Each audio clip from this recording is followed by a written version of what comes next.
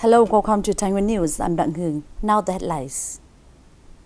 Sovereignty of Vietnam over Paracel and Spratly Islands. Some historical data. Awarding pieces of work following the theme of study and follow the moral example of Ho Chi Minh. National Wrestling Championships for Youth Athletes 2014 opened in Thái Nguyên Province. These days, when all Vietnamese are turning towards the Vietnam's Eastern Sea or the South China Sea with their ardent patriotism protesting against the Chinese government, would like you to look back at the historical grounds as well as the international law proving that the Paracel and Spratly Islands, with hundreds of small and large coral rock islands, are under the sovereignty of Vietnam. First of all, the publication of the World's Atlas by the French geographer Van der Meulen Philippe in 1827 added an important legal basis in proving that the islands and archipelagos to the south of Hainan never appeared on the map of any Chinese feudal dynasties.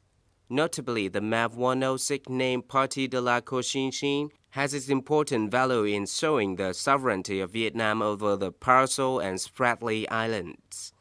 Certainly, the public still remembers the gift given to Chinese President Xi Jinping by German Chancellor Angela Merkel during his visit to Germany this last March.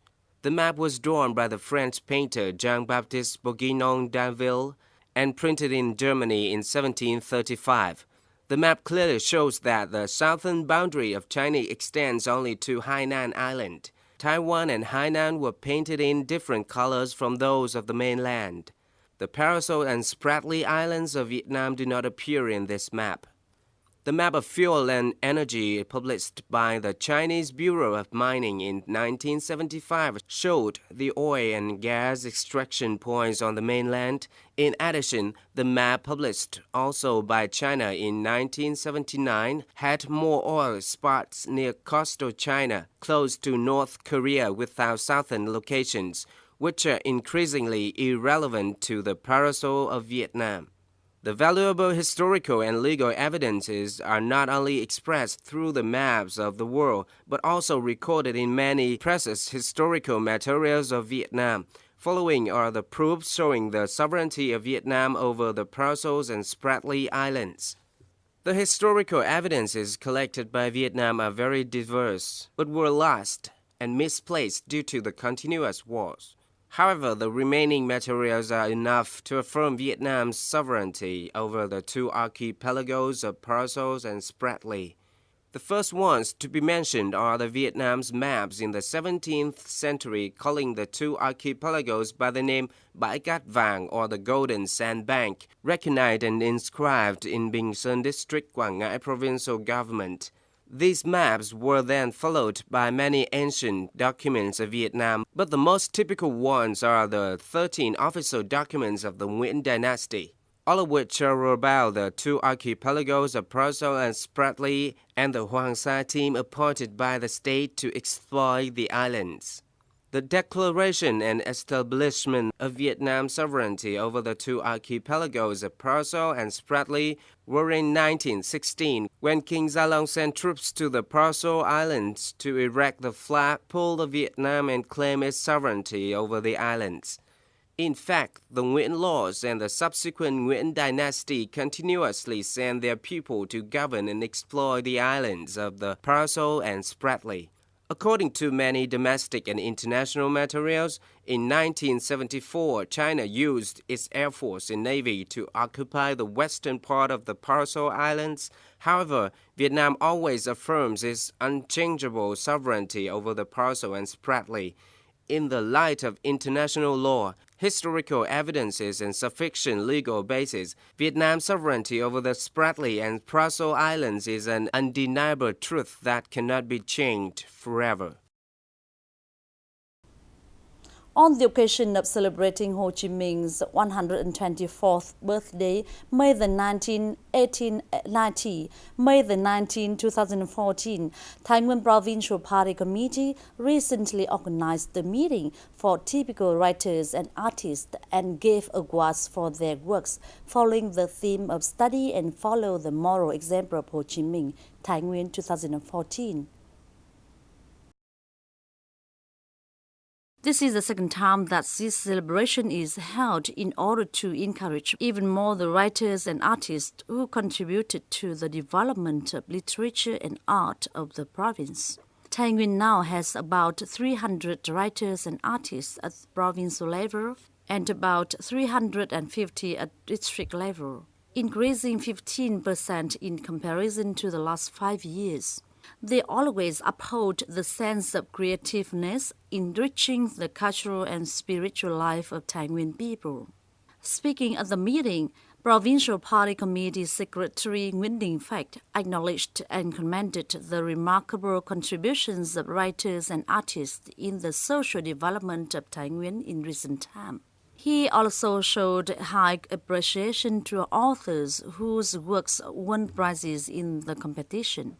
Later, Thái Nguyên Provincial Party Committee awarded certificates to 9 groups and 13 individuals, including 3 A prizes, 7 B prizes, 20 C prizes, and 5 encouragement prizes in genres of documentary, books, picture books, newspaper, television, notes, and poems. Thái Nguyên Radio and Television Station has 4 pieces of work that won 1 A prize, 1 B prize, 1 C prize, and 1 encouragement prize. In the series of meaningful activities to celebrate 55 years of the opening date of Ho Chi Minh Trail, the traditional day of Trường Sơn, the 19th of May 1959, the 19th of May 2014, Trường Sơn Veterans Union of Hoàng Văn Thụ Ward organized the traditional meeting and recruited new members. More than 80 Trường Sơn veterans attended the meeting. 55 years ago, to support the war front in the south, the Politburo organized a military transport liaison that was responsible for providing troops, weapons, and food for the southern battlefield.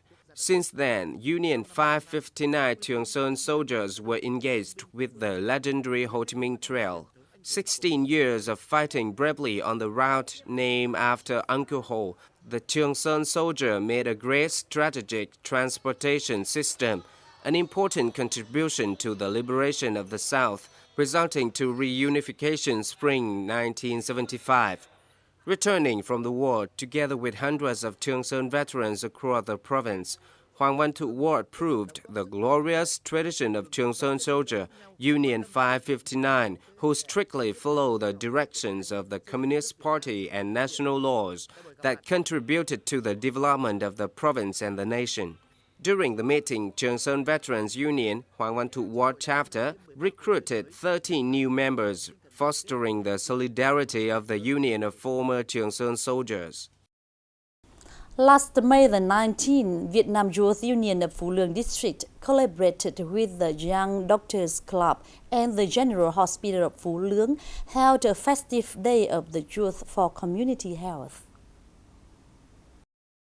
During the festive day, more than 50 people who are under preferential policies and Agent Orange victims received medical examination, blood pressure measure, and cardiovascular test health consultation.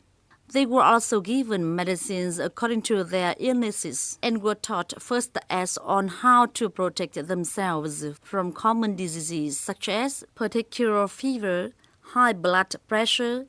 In addition, for the purpose of preventing hand, foot, and mouth disease, an activity called washing hands with soap was carried out for 50 pupils and teachers of On Lương Primary School.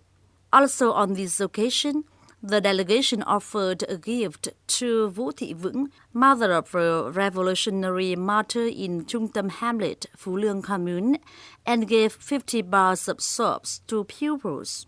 The festive Day of the Youth for Community Health is a meaningful activity which proves the important role of the youth in taking care of and improving the community health.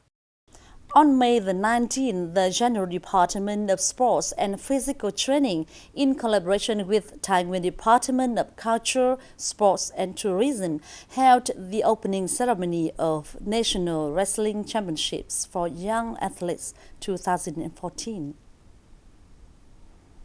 More than 320 wrestlers from 19 provinces across the country compete in different weight categories ranging from 28 to 100 kilograms. Immediately after the opening ceremony, competing categories for athletes from 13 to 17-year-old kicked off. The National Wrestling Championships for Young Athletes is in the plan of 2014 of the General Department of Sports and Physical Training. The tournament is hoped to promote the movement of body training following Uncle Ho's example. It also offered a good chance for the national team to select new young and vigorous athletes to represent Vietnam in regional and international events in the future. The tournament will last till the 25th of May. That ends our program today. Thanks for joining us. Goodbye for now and see you next time.